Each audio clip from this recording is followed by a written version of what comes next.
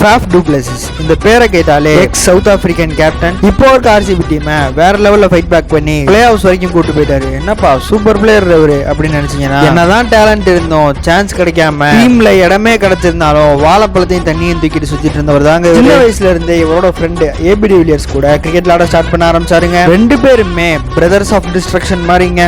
வேற லெவல்ல பெர்ஃபார்ம் பண்ணிட்டு இருந்தாலும் அங்கங்க சின்ன சின்ன லீக்ஸ் விளையாண்டு பேருமே சவுத் ஆப்பிரிக்காவுக்கு டெபு பண்ணிடுவாங்கப்பா அப்படின்னு நினைச்சிட்டு இருந்தப்போதான் சவுத் ஆப்பிரிக்கன் டீம்ல ஒரு நல்ல விக்கெட் கீப்பர் பேட்ஸ்மேன் இல்லாதனால 2004 ஏபி டிவிலியர்ஸ் டெபு வராருங்க. என்னதான் டு பிளஸிஸ் திருப்பி எப்படியாச்சும் நம்மளுக்கு சான்ஸ் கிடைப்பான்னு நினைச்சு டொமஸ்டிக் கிரிக்கெட் ஆடிட்டே இருந்தாலும் கடைசி வரைக்கும் சான்ஸ் கிடைச்ச மாதிரியே தெரியலங்க. இப்பதாங்க இங்கிலாந்து கிரிக்கெட் போர்டு உள்ள வருது. இவரோட மொரட்டு பெர்ஃபார்மன்ஸ் பார்த்து நீங்க எங்க டீமுக்கு ஆடுறீங்களா அப்படின்னு ஒரு கான்ட்ராக்ட் ஜெயிக்கிறாங்க. அதுக்கு டு பிளஸிஸ் நான் ஆடினா சவுத் ஆப்பிரிக்காவுக்கு தான் ஆடுவேன்னு ஒத்த காலம் நின்றாருங்க. 2011 சான்ஸ் கிடைக்க வேற லெவல் பெர்ஃபார்ம் பண்ணி அதுக்கப்புறம் நடந்தது எல்லாமே ஒரு டிஸ்ட்ரக்டிவ் ஹிஸ்டரி தாங்க. ஐபிஎல் ரெக்கார்ட்ஸை பத்தி நான் பேசவா வேணும்?